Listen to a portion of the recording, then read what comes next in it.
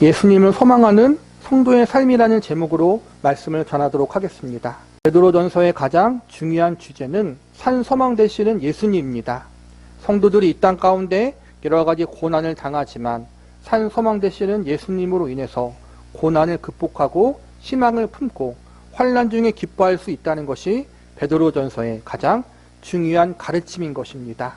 산소망 되시는 예수님을 다른 말로 바꾸어 표현하자면 부활하신 예수님이 우리의 소망이 되신다는 말과 같습니다. 그렇다면 부활하신 예수님을 우리의 소망으로 삼고 있는 성도들은 이 땅에서 과연 어떠한 삶을 살아가야 할까요? 결론부터 말씀드리면 부활하신 예수님을 소망으로 믿고 사는 성도들은 이 땅의 사람들과 다르게 살아야 합니다. 믿지 않는 세상 사람들과 다르게 사는 삶, 구별되게 사는 삶을 사는 것이 마땅하다는 것입니다. 세상 사람들과 다르게 사는 삶, 구별되는 삶을 쉬운 말로 바꾸면 거룩한 삶이라고 할 수 있습니다. 본문 15절을 보시기 바랍니다. 오직 너희를 부르신 거룩한 이처럼 너희도 모든 행실에 거룩한 자가 되라. 여기서 보면 믿는 성도들을 향해 너희 모든 행실에 거룩한 자가 되어야 한다고 가르치고 있습니다. 즉 산소망 되시는 예수님, 부활하신 예수님을 소망으로 삼는 성도들은 거룩한 삶을 추구해야 한다는 것입니다. 여기서 가르치는 거룩함이란 단순히 착하고 선하게 사는 것만 뜻하는 것이 아니라 도덕적 착함이나 윤리적 선함을 뛰어넘어 하나님 보시기에 합당한 삶을 살아가는 것을 의미합니다. 우리는 오늘 본문의 말씀을 통해서 부활하신 예수님을 소망으로 삼는 성도들이 세상 사람들과 다르게 살아야 하는 이유에 대해서 저와 여러분이 예수님의 사람들로서 세상과 거룩하게 구별된 삶을 살아야 하는 이유는 무엇인지 구체적으로 알아보는 시간을 가져보도록 하겠습니다. 부활하신 예수님을 소망으로 삼는 성도들이 거룩한 삶을 살아야 하는 첫 번째 이유는 우리가 하나님의 부르심을 받은 사람들이기 때문입니다. 거룩이란 말은 구별되다 혹은 분리되다라는 의미를 가지고 있습니다. 세속적인 것과 구별되고 분리되다는 의미인 것입니다. 본문 14절을 보시기 바랍니다. 너희가 순종하는 자식처럼 전에 알지 못할 때 따르던 너희 사욕을 본받지 말고, 여기에서 보면 그리스도인들이 하나님을 믿기 이전의 모습이 어땠는지 이야기하고 있습니다. 그러면서 과거 너희가 하나님을 알지 못했던 그때처럼 예수님을 믿지 않고 육신적으로 살았던 그때처럼 살면 안 된다고 가르치고 있습니다. 즉 믿지 않았던 불신자였을 때 살았던 것과 그때 살았던 삶과 구별되어야 하는 삶을 살아야 한다는 것입니다. 그렇다면 왜 우리가 불신자였을 때의 삶과 구별이 되어야 합니까? 이어지는 15절을 보시기 바랍니다. 오직 너희를 부르신 거룩한 이처럼 너희도 모든 행실에 거룩한 자가 되라. 여기서 보니까 모든 그리스도인들을 가리켜 하나님의 부르심을 받았다고 이야기하고 있습니다. 즉 우리가 거룩해야 하는 이유, 세상과 구별되어야 하는 이유가 하나님의 부르심을 받았기 때문이라고 가르치고 있는 것입니다. 보다 쉽게 말하면 저와 여러분이 세상 사람들과 달라야 하는 이유, 불신자들과 구별되어야 하는 이유, 내가 하나님을 알지 못했던 과거와 다르게 살아야 하는 이유, 그 이유는 바로 하나님 때문이라는 것입니다. 내가 거룩한 삶을 추구하는 이유가 어떠한 유익이나 혹은 축복을 얻기 위해서가 아닙니다. 하나님께로부터 무언가 얻어내기 위한 수단과 방법으로 거룩함을 추구하는 것이 아니라는 것입니다. 나를 그분의 백성과 자녀로 불러주신 하나님, 나를 위해 그분의 아들을 내어주신 하나님, 그 하나님이 원인이 되고 이유가 되어서 자연스럽게 하나님이 기뻐하는 거룩한 삶을 살기로 결심하게 된 것입니다. 나의 창조주가 되시고 나의 믿음의 근원이 되시는 하나님, 나를 위해 예수님을 이 땅에 보내주시고 나를 구원하고자 그 예수님의 생명을 십자가에 내어주신 하나님, 그 하나님이 나를 향해 거룩함을 요구하시고 나의 구별됨을 기뻐하시기 때문에 우리 믿는 성도들은 거룩한 삶을 추구하게 되는 것입니다. 우리에게 예수 그리스도라는 영원히 변치 않는 소망을 주신 하나님이십니다. 이 하나님의 부르심을 받은 우리 모두 억지로가 아니라 기쁘게 순종하는 마음으로 거룩한 삶을 향해 더 깊이 나아갈 수 있기를 기도합니다. 부활하신 예수님을 소망으로 삼는 성도들이 거룩한 삶을 살아야 하는 두 번째 이유는 우리를 부르신 하나님이 거룩한 하나님이시기 때문입니다. 본문 15절을 다시 보시기 바랍니다. 오직 너희를 부르신 거룩한 이처럼 너희도 모든 행실에 거룩한 자가 되라. 성경에서 하나님에 대해 지속적으로 강조해서 가르치고 있는 것이 하나님은 거룩한 분이라는 것입니다. 하나님이 거룩한 분이니 하나님의 백성들 역시도 그분을 본받아 거룩한 사람들이 되어야 하는 것입니다. 왕이 거룩하면 왕의 다스림을 받는 백성들도 왕을 본받아 거룩해야 하는 것이 당연합니다. 주인이 부지런하고 성실하면 그 밑에 있는 종과 하인도 주인의 모습을 본받아 성실하고 부지런해야 하는 것이 마땅합니다. 이어지는 16절을 보시기 바랍니다. 기록되었으되 내가 거룩하니 너희도 거룩할지어다 하셨느니라. 우리를 부르신 하나님이 거룩한 분이니 그 하나님의 부르심을 받아 하나님의 백성과 종된 우리들 역시 거룩해야 한다는 것입니다. 한 발 더 나아가 성경은 하나님을 우리의 아버지라고 가르치고 있습니다. 우리는 하나님의 백성이요 종이 되는 존재지만 동시에 하나님을 아버지라 부를 수 있는 자녀된 존재로 부름받았습니다. 자녀는 아버지를 닮는 것이 마땅합니다. 우리가 예수님의 십자가의 대속의 공로와 은혜로 거듭나게 되면 우리 안에 성령님이 오시어 우리의 신분을 새롭게 하십니다. 성령님으로 인해서 우리가 새롭게 얻게 되는 신분은 바로 하나님의 자녀라는 신분입니다. 또한 우리가 하나님의 자녀라는 신분으로 새롭게 거듭나게 되면 하나님이 우리 안에 하나님의 성품을 심어주십니다. 베드로후서 1장 4절 말씀에 보면 우리가 거듭나는 순간 다음과 같은 일이 벌어진다고 가르칩니다. 이로써 그 보배롭고 지극히 큰 약속을 우리에게 주사 이 약속으로 말미암아 너희가 정욕 때문에 세상에서 썩어질 것을 피하여 신성한 성품에 참여하는 자가 되게 하려 하셨느니라. 여기서 보니까 성도들은 신성한 성품에 참여하는 자가 된다고 가르치고 있습니다. 신성한 성품이란 하나님 아버지의 성품을 말합니다. 신성한 성품에 참여한다는 것은 하나님 아버지의 성품을 닮아가게 된다는 것을 의미합니다.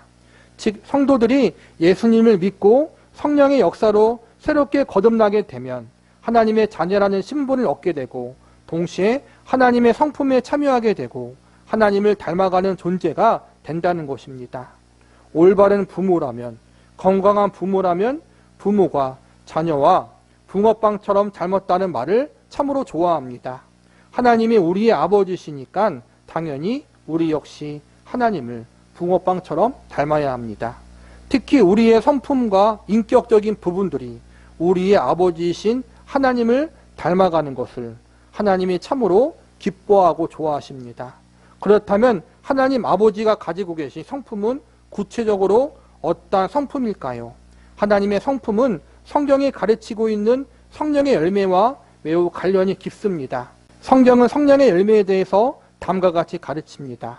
오직 성령의 열매는 사랑과 실학과 화평과 오래 참음과 자비와 양성과 충성과 온유와 절제니 이 같은 것을 금지할 법이 없느니라. 우리가 예수님을 영접하는 순간 우리 안에 성령 하나님이 들어오십니다. 그리고 이 성령 하나님을 마음속에 모시고 사는 사람들은 성령에 이끌리는 삶, 성령 충만한 삶을 추구하며 살게 되어 있습니다. 이렇게 성령님에 이끌리어 성령 충만한 삶을 추구하며 살아가는 과정을 통해 성도들은 성숙하고 성화된 삶을 살아가게 되고 그 결과로 성령의 열매들을 맺는 삶을 살게 되는 것입니다. 즉 성령의 열매를 맺는 삶이 바로 하나님 아버지를 닮아가는 삶을 사는 것과 같은 것입니다. 성령의 열매들에 대한 말씀들을 자세히 보면 모두 인격적인 것과 연관되어 있음을 알 수 있습니다. 사랑과 희락과 화평, 오래 참음과 자비와 양성과 충성, 온유와 절제, 이 모든 것은 하나님이 갖고 계시는 인격과 성품이라고 할 수 있습니다. 성경은 믿는 성도들이 하나님 아버지가 가지고 계시는 이러한 성품들, 성령의 열매를 맺는 삶을 추구해야 한다고 가르치고 있습니다. 사실 우리가 몸담고 살아가고 있는 세상 사람들은 뛰어난 능력을 중시합니다.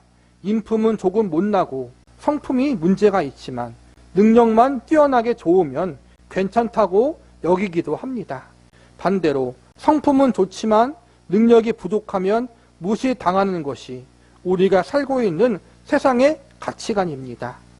인품이나 성격보다 능력을 중시하는 것이 우리가 살고 있는 이 사회라는 것입니다.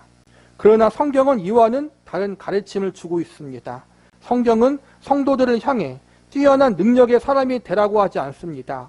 오히려 능력이 부족해도 하나님을 닮아가는 성품과 인격을 가지는 것이 더 중요하다고 가르치고 있습니다. 세상 사람들이 바라볼 때 조금 부족하고 못나 보여도 괜찮습니다. 누가 뭐라고 해도 가장 중요한 일은 우리의 아버지이신 하나님을 닮아가는 것입니다. 세상과 구별되어 세상의 가치관을 따르지 않은 삶, 우리들의 삶 속에 사랑과 희락과 화평과 오래 참음과 자비와 양성과 충성과 온유와 절제의 열매를 맺어가는 삶, 이것이 우리 아버지이신 하나님을 닮아가는 거룩한 삶이고 저와 여러분이 추구해야 할 믿음의 삶인 것입니다. 저와 여러분 모두 우리를 불러주신 거룩한 하나님을 닮아가는 삶을 추구할 수 있기를 기도합니다. 또한 우리들의 삶에 성령의 열매가 풍성히 맺혀지는 은혜가 있기를 기도합니다. 부활하신 예수님을 소망으로 삼고 사는 성도들이 거룩한 삶을 살아야 하는 세 번째 이유는 우리에게 마지막 날이 다가오고 있기 때문입니다. 본문 13절을 보시기 바랍니다. 그러므로 너희 마음의 허리를 동이고 근신하여 예수 그리스도께서 나타나실 때 너희에게 가져다 주실 은혜를 온전히 바랄지어다. 여기서 보니까 예수 그리스도께서 나타나신다고 말씀하고 있습니다. 예수 그리스도가 나타나신다는 말은 우리에게 마지막 종말의 때가 반드시 임하게 된다는 것입니다. 종말에는 크게 두 가지가 있습니다. 하나는 우주적 종말이 있고 또 하나는 개인적인 종말이 있습니다. 우주적 종말은 예수님이 이 땅에 다시 재림하실 때 이루어지는 세상의 마지막 때입니다. 개인적인 종말은 우리의 수명이 다해 생을 마감하는 날, 우리의 생명이 다하는 죽음의 날입니다. 우리는 이 땅에 영원히 사는 존재들이 아닙니다. 우리가 이 땅에서 나이를 먹고 세월이 흐르는 만큼 종말의 때, 마지막 때가 점점 다가옵니다.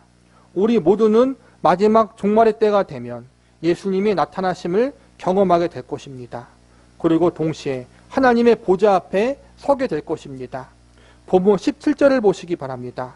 외모로 보지 않고 각 사람의 행위대로 심판하시는 이를 너희가 아버지라 부른즉 너희가 나그네로 있을 때를 두려움으로 지내라. 우리의 인생은 나그네의 여정과 비슷합니다. 나그네는 잠깐 고향을 떠나 있는 여행객입니다. 때가 되면 나그네는 고향으로 돌아가야 합니다. 믿는 성도들 역시 나그네 인생을 마친 후 우리의 본향인 천국으로 가야 합니다. 그곳에서 우리는 우리를 정의롭고 공의롭게 심판하시는 하나님 앞에 서야 합니다. 우리가 이 하나님 앞에 서는 그날, 하나님은 나의 말과 행동에 대한 모든 것을 가장 공정하고 정확하게 판단하실 것입니다. 그래서 우리는 17절의 말씀처럼 하나님이 나를 심판하신다. 내가 인생의 마지막 하나님 앞에 서게 되는 그날, 하나님이 이 땅에서 나의 말과 행동, 나의 마음속 깊은 곳에 있었던 생각까지 모두 다 심판하실 것이다. 이러한 두려움의 마음을 가지고 인생의 마지막 때를 준비해야 하는 것입니다. 여기서 참으로 다행인 점은 하나님 백성과 자녀들에게 있어 마지막 심판은 천국과 지옥을 가르는 정죄의 심판은 아니라는 것입니다. 천국과 지옥을 가르는 심판은 이미 이 땅에서 우리가 예수님을 영접하는 순간 모두 결정됩니다. 이미 예수님을 믿고 영접한 사람들은 하나님이 약속하신 천국을 기업으로 받게 됩니다. 그래서 17절에 심판하시는 하나님을 그냥 하나님이라고 말하지 않고 하나님 아버지라고 부르고 있는 것입니다. 우리는 하나님 앞에서 자녀된 신분으로 심판받습니다. 우리가 하나님의 자녀로서 가져야 되는 두려움은 겁에 질려 벌벌 떠는 두려움이 아니라 전지전능한 하나님 앞에 서게 되므로 가지게 되는 거룩한 두려움입니다. 창조주 하나님을 경외하기 때문에 오는 경건한 두려움인 것입니다. 마지막 날에 우리가 만나게 될 하나님은 무서운 재판장으로 오지 않으시고 사랑의 재판장으로 오십니다. 그러기 때문에 우리는 그분 앞에 서는 것을 너무 겁낼 필요가 없습니다. 하나님 아버지가 믿는 성도에게 내리는 심판은 은혜와 사랑의 심판입니다. 어떤 큰 상을 줄지 그것을 결정하는 심판인 것입니다. 하나님이 그분의 백성과 자녀들에게 가장 좋은 상급을 주시려고 준비하고 계십니다. 구원에는 차별이 없지만 상급에는 차별이 있습니다. 우리가 얼마나 하나님 앞에 거룩히 구별된 믿음의 삶을 살아왔는가, 얼마나 하나님을 닮아가는 삶을 살기 위해서 힘쓰고 애써왔는가, 이러한 것들이 우리가 받을 칭찬과 상급의 양을 결정 지을 것입니다. 13절에 보면 마음의 허리를 동이고 근신하라고 말씀하고 있는데, 이것은 하나님 앞에서 상과 거룩히 구별된 삶, 하나님을 닮아가는 믿음의 삶을 살아가기로 결심해야 한다는 것입니다. 마지막 날 하나님이 주실 상급을 기대하며 올바른 믿음의 태도로 인생을 살기로 결단해야 한다는 것입니다. 그런데 마음의 허리를 동이고 근신하는 삶을 사는 것은 쉬운 일이 아닙니다. 우리가 세상에서 거룩한 삶을 온전히 살아가는 일이 쉽지 않다는 것입니다. 왜냐하면 우리 모두는 죄가 많은 존재고 너무나 연약한 존재들이기 때문에 자주 넘어지고 실패하기 때문입니다. 이러한 현실 앞에 우리는 실망하고 낙심할 수밖에 없습니다. 하나님 앞에 거룩하게 살려고 하고 하나님을 닮아가는 삶을 살기 위해서 힘쓰는데 너무나 자주 실패하는 우리의 모습을 볼 때 우리는 낙심할 때가 있습니다. 그러나 참으로 다행인 것은 하나님이 우리가 가진 연약성을 잘 알고 그 연약성을 위해서 하나님이 우리에게 은혜를 주신다는 것입니다. 본문 13절 말씀을 다시 보시기 바랍니다. 그러므로 너희 마음의 허리를 동이고 근신하여 예수 그리스도께서 나타나실 때 너희에게 가져다 주실 은혜를 온전히 바랄지어다. 13절 맨 마지막에 보면 너희에게 가져다 주실 은혜를 온전히 바랄지어다라고 말씀하고 있습니다. 나그네 되는 이 땅에서 우리는 거룩한 삶을 살아야 합니다. 하나님 보시기에 합당한 삶을 살아야 합니다. 그래서 마음의 허리를 동이고 준비된 삶, 근신하며 상과 구별된 삶을 살아야 합니다. 그런데 우리는 너무나도 부족하고 연약하여 이 모든 것을 온전히 감당해낼 수 없습니다. 우리의 노력과 우리의 열심만으로는 우리를 부르신 하나님의 뜻대로 하나님을 닮아가는 삶, 거룩히 구별된 삶을 살아나갈 수가 없다는 것입니다. 그렇기 때문에 우리에게 가장 필요한 것이 바로 하나님의 은혜입니다. 본문 13절 마지막에 보면 예수님이 가져다 주실 은혜를 온전히 바라라고 가르치는 이유가 여기 있습니다. 하나님과 예수님이 우리에게 은혜를 주지 않는다면 우리는 허리를 동이고 근신하는 삶, 거룩히 구별된 삶을 살아갈 수 없습니다. 하나님을 닮아가는 삶을 살아갈 수가 없습니다. 오로지 하나님이 그분의 은혜의 손길로 우리의 삶을 붙잡아 주시고 예수님의 십자가 은혜로 우리를 책임져 주셔야만 하나님 보시기에 합당한 삶을 살 수 있습니다. 그러므로 오늘 설교 말씀의 가장 중요한 결론은 부활하신 예수님을 소망하는 성도들은 하나님의 은혜를 온전히 바라보고 의지하는 삶을 살아야 한다는 것입니다. 하나님의 은혜가 있어야만 우리는 거룩한 삶을 살 수 있습니다. 예수님의 은혜가 있어야 우리는 거룩히 구별된 존재로서 하나님을 닮아가는 삶을 살아갈 수 있습니다. 하루하루 인생의 시간이 지나갈수록 예수님을 다시 만날 때가 점점 가까워지고 있습니다. 하나님 아버지를 만날 날이 지금도 계속 다가오고 있습니다. 마지막 그날에 우리의 아버지이신 하나님께 받게 될 칭찬과 영광과 상급을 기대하며 하나님이 원하시는 거룩한 삶, 하나님을 본받고 닮아가는 삶을 사모하시기 바랍니다. 그리고 이를 위해서 주님 나라 가는 그날까지 하나님의 은혜를 갈망하고 간구하는 우리 성김의 교회 성도 여러분들이 될 수 있기를 기도합니다.